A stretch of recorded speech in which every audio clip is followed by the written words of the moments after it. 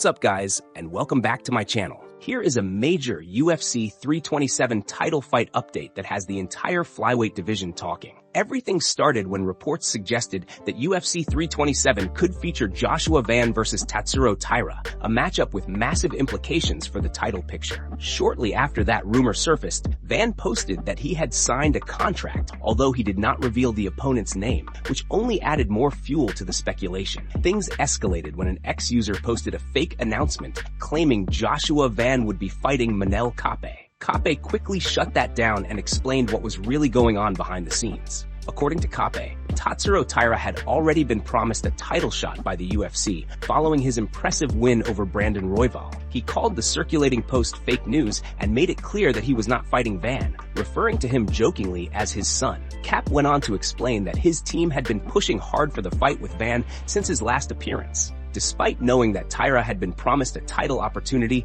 they still tried to make the matchup happen on March 7. The UFC reportedly told them there was a strong possibility, and Kape had already begun cutting weight early. By Monday, he said he was already down to 144 pounds and fully preparing to compete. In the end, the UFC decided not to move forward with the fight because of the short notice and timing issues. Kape said they accepted the decision and continued moving forward with patience, something he claims to have mastered throughout his career. He then added that while he could simply sit out and wait for the title shot, that is not the route he wants to take. The UFC apparently gave him the option to wait and face the winner, honoring their promise. But Cape made it clear that he does not want to sit on his ranking. Instead, he is calling for one more fight in May or June, saying that period will be the biggest contract renewal window in the division for everyone involved. And before we continue, make sure to leave a like on the video and subscribe to help support the channel. Moving on to another news,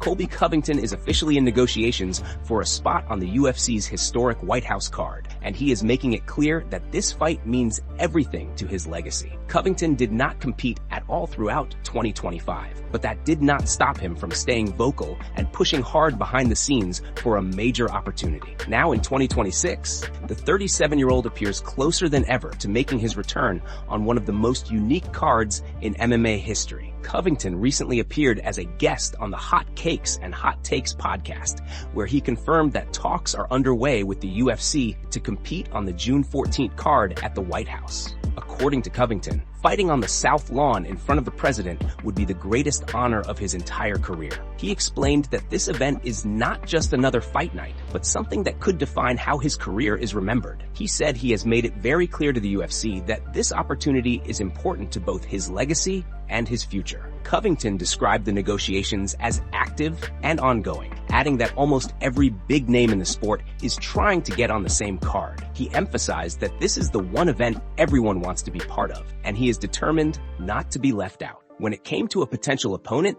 Covington did not hesitate to name who he wants. He called out Paddy Pimblett, criticizing his performances at lightweight and claiming that the weight cut is taking a serious toll on him. Covington said Pimblett has hinted at moving up to welterweight and suggested that the change may be necessary for his health. Covington went further, claiming that Pimblett walks around close to 200 pounds and struggles badly to make 155. He said even doctors have warned Pimblett that continuing to cut that much weight could lead to serious issues, including organ failure. According to Covington, that is why a move to welterweight makes sense and why this matchup feels realistic. He also framed the fight as perfect for the occasion, saying it would be an American versus a British fighter on an American card, celebrating the 250th birthday of the United States. Covington made it clear that he has no interest in fighting another American on that stage and believes this matchup fits the moment perfect. Moving on to another news. While Colby Covington continues calling out Paddy Pimblett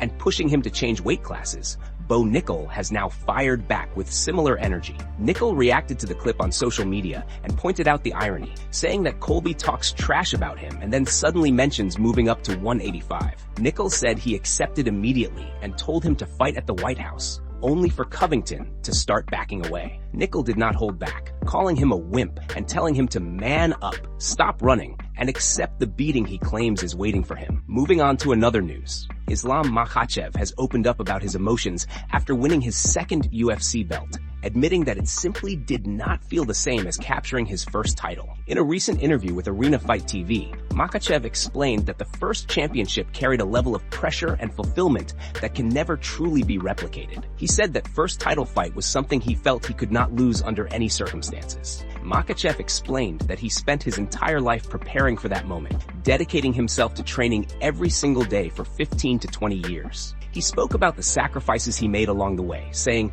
there was no family time, no friends, and no going anywhere, only discipline and commitment. On that night, he said he put everything he had on the table, knowing there was no other option but victory. Makhachev described the emotion he felt when his opponent tapped as something almost impossible to explain. He said it was a moment of pure release, where everything suddenly felt complete. In that instant, he understood that all those years of sacrifice were worth it. He said it was the realization that he had done everything right to become a UFC champion, and it created an emotion he had never felt before and believes he will never feel again. While becoming a double champion was still a great achievement, Makhachev admitted it was not the same. He explained that even though the accomplishment was massive, the emotional high of winning the first belt could not be matched, no matter how big the second title was. Makhachev also spoke about a recent meeting with Anthony Joshua, revealing a lighthearted but interesting exchange between the two. He said Joshua asked him for permission to print the famous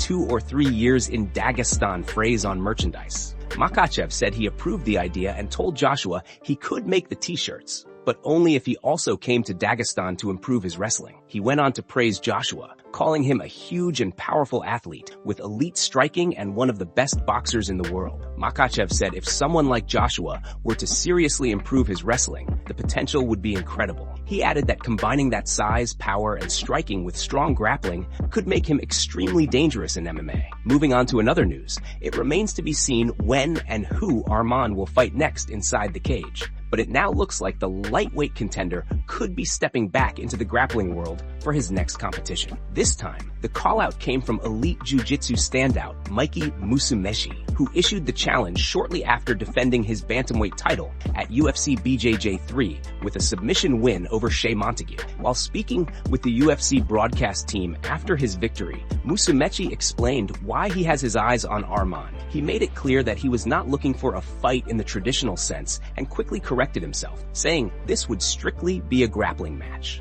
Musumeci praised Arman's skill set and athleticism, but said his interest was sparked after Arman previously called out actor Tom Hardy for a grappling match. Musumeci pointed out that Hardy, while talented and now a brown belt, is still primarily an actor and not a full-time competitive grappler. He said he would rather see Arman test himself against someone who lives in the grappling world. Musumeci acknowledged that Arman is bigger and stronger, but said he is willing to move up in weight because he believes it would be an exciting matchup for fans. He openly admitted the size difference would be a challenge, but said that uncertainty is exactly what makes the matchup intriguing. When asked about timing, Musumeci kept it simple and said to just send him a location. It did not take long for Arman to respond. He fired back on Instagram with a short and confident message, telling Musumeci to have his boss send over a contract. Musumeci replied soon after, saying they both have the same boss and that it sounds like everyone involved is already on the same page. With both sides agreeing publicly, this grappling clash suddenly feels very real. Moving on to another news. Daniel Cormier has now weighed in on the situation surrounding Michael Page and his upcoming matchup, and his reaction adds an interesting layer to the discussion. Recently, Page made it clear that he was frustrated and confused after learning he had been booked to fight Sam Patterson next. The bout is scheduled for the UFC's March 21st card in London, but Page was very open about the fact that the matchup was not what he expected at this stage of his run. Page shared his thoughts with MMA Junkie and admitted that the booking annoyed him. This reaction mainly stems from the momentum he feels he has earned. Page is coming off wins over respected and dangerous names like Shara Bullet and Jared Cannonier, victories that many believed would position him for a higher profile opponent. While he showed respect toward Patterson as a fighter, Page made it clear that this was not the type of name he anticipated facing after those performances. Not long after, Cormier addressed Page's comments on his YouTube channel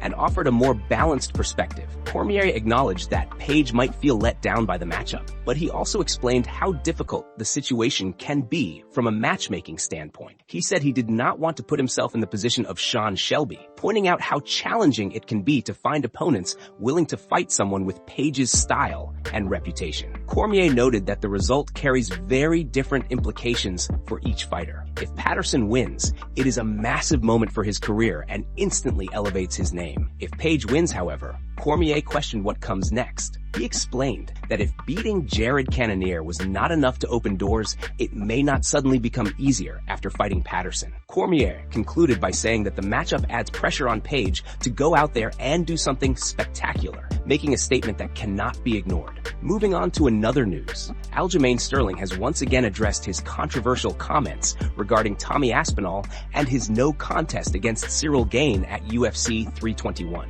The bout ended due to an eye poke, and Sterling suggested at the time that the foul wasn't severe enough to justify stopping the fight. He implied that Aspinall essentially chose to quit because the fight wasn't going his way, sparking significant debate among fans and fighters alike. Sterling recently elaborated on his reasoning, explaining that he was not taking a side against Aspinall personally, but rather analyzing the situation objectively. He said that after reviewing the footage and seeing the post-fight pictures of Aspinall's eye, it appeared that the damage was minimal. Sterling admitted that there were still many questions in his mind about the severity of the incident. He pointed out that while Aspinall was double poked, the eye that appeared to be hit worse wasn't even the one he complained about. Sterling emphasized that, based on what was visible on camera, it looked like the right eye was the main concern. Sterling noted that Aspinall's choice of words during the fight, specifically saying, "I can't see," is what caught his attention. He explained that in combat sports, verbalizing that kind of statement can immediately end a fight, and that fighters often need to phrase things differently, like asking for a moment to recover, to have a chance to continue. Sterling reflected on his own experience of being illegally blasted in the head and criticized how quickly people were judged without allowing a fighter to assess their condition. He added that while the fight appeared to be getting tough for Aspinall, and although it makes him question whether the discomfort was as severe as claimed, he does not doubt Aspinall's integrity. Sterling stood by his original analysis, explaining that it was fair and valid, and never suggested that Aspinall was faking, lying, or exaggerating the situation. He reiterated that the main point remains, immediately saying, "I can't see," after being double eye poked is risky and can end a fight, and Aspinall might have been better off waiting to see if he could continue. Sterling concluded by urging viewers to appreciate a deeper look into the scenario and to understand the perspective he offered without misinterpreting his intent. Moving on to another news, we now have fresh details surrounding Islam Makhachev's next fight as the MMA world continues to wait on what comes next and who it will be against. Fans have been hoping to will Makhachev versus Ilya into existence, but for now that dream remains on hold. Since Makhachev captured the welterweight title last November with a win over JDM, speculation has been non-stop about a potential showdown with Ilya, as both are considered among the biggest stars in the sport today. The idea gained even more momentum when Islam said he would be open to fighting Ilya at the White House if the UFC approved it. That comment alone sent social media into overdrive. However, more clarity arrived when Islam's manager, Ali Abdelaziz, addressed the situation directly in a post. He stated clearly that Justin Gaethje is fighting next for the undisputed lightweight title. According to Ali, if Ilya does not want that fight, then Gaethje will compete for the undisputed belt against whoever is next in line. He added that if Islam ever decides to give Ilya a chance, Islam will be the one choosing when and where it happens. Ali then made one thing very clear. Islam's next fight will definitely be against a real welterweight. It is also worth noting that Ali manages both Gaethje and Ilya, and Ilya has recently hinted that he could be ready to return soon now that his issues outside the cage are settled. If Gaethje and Ilya do end up squaring off, it would make sense for Islam to face a proven welterweight contender in his next title defense. There is also still a strong possibility that Makhachev could compete at the White House. During an interview with Arena Fight TV, Islam spoke openly about the idea. He said if somebody wants it, let's do it, and made it clear that he would be ready. Islam said he wants to be part of history, especially if it is a one-time event. He explained that he already makes good money and can support his family, and now his motivation is about legacy. He emphasized that he still trains every day, is still hungry, and still wants to be champion. Adding to the conversation, Gerald Meerschaert recently appeared on the Casuals MMA podcast and discussed why Makhachev's striking often goes unnoticed. He explained that Islam has always always had solid stand-up, but his wrestling and clinch work makes striking unnecessary in many fights. When opponents stop the takedowns early, Islam simply jabs them repeatedly and takes control. Finally, veteran MMA writer John S. Nash reported on developments in the antitrust lawsuit against the UFC, claiming that Dominance MMA, connected to Ali Abdelaziz, was refusing to comply with discovery requests. Ali did not take kindly to the report and fired back angrily on social media, calling Nash a coward and accusing him of chasing relevance. Moving on to another news, Alex Volkanovski has firmly shut down any rumors about Gene Silva jumping the line for a title shot, setting the record straight on the featherweight picture after his dominant unanimous decision rematch win over Diego Lopes. Despite Silva's gritty rebound at UFC 324 against Arnold Allen and his bold callouts, including threatening to train with Ilia Topuria to take him down, Volkanovski made it clear he isn't impressed. He emphasized that the real contenders are undefeated movsar Evloev and Lerone Murphy, who are set to clash in the UFC London main event on March 21st. Volkanovski sees the winner of that bout as the rightful next challenger, respecting both the rankings and the legacy of the division by facing those who have earned it. Alex gave a slight edge to movsar, noting that Murphy's elite movement could keep the stand-up exchanges competitive, but once the grappling starts, movsar's strength will dominate. True to form, Volkanovski remains focused on defeating the best and building his featherweight legacy. He also addressed the viral moment from the fight with Lopes, where his backside ended up awkwardly on Diego's face during ground and pound. He laughed it off, apologizing and clarifying that he thought he was just on the chest and that the punches were meant to continue the attack, not create an awkward moment. Regarding Silva, Volkanovski said it seemed like he was just trying to get his name out there. He noted that Silva isn't a bad guy, having met him in Miami and gotten along well, but he questioned whether Silva was genuinely upset or if things were taken out of context. Alex reiterated that while he would fight anyone if the UFC pushed it, it's unlikely Silva would be in a position to challenge for the title, especially with Lerone Murphy and Movsar Evloev fighting very soon. He concluded that the featherweight picture is clear, and Silva jumping ahead isn't going to happen.